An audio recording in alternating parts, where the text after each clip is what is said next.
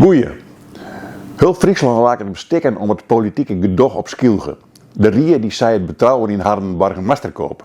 Van een mig wordt een olifant maken, want jongens echt, politiek op het eiland dat stelt helemaal niet voor en dat is hele stikken in de kranten. Krijgen ze weer een Russische bom op vleerbasis Leeuwen te landen kwam. Politiek op de eilanden is vergelijkbaar met houden en dragen van de burgemeester in Zwiebertje.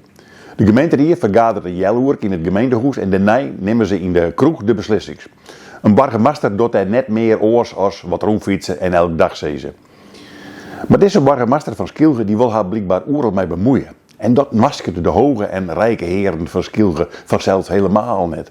Slepen ze eerst Geke Faber er nog in van mediation en dat joeg niks en nog maar de commissaris van Friesland de brokken opremmen.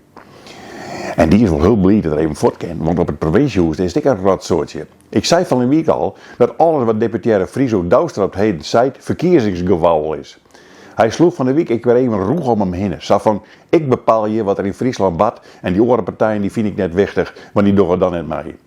En dan voort goal alle wiemonen hield maar uitjagen onder het isoleren van hoezen zonder dat de andere partijen ik maar piepie koen. Nou doet ze wel lood kriegen door razen zoals mudden, maar doet ze het Friso alweer in de kroeg te geniezen. Hij jaagt het op kost, krijgt op dit soort punten. Het enige wat er in Friesland zelfs nog goed te zitten had. De rest die wordt alweer in Den Haag of Brussel beslikken. Friso had enkel nog een VVD-ster Affine Fokkers in zijn oorhingwijntje zitten. En die zet er aan zijn oude bij een treinstation en dan kan ze via de dremen over die onheilbare lelielijn.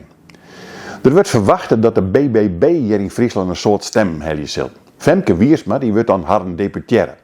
Ze krijgt op het heden een cursus hoe je met zijn Friso Douwstra omgaan moet. Maar misschien hoe dat net is. Want ik jette dat Brok hem van straf naar Skilge deporteren zal.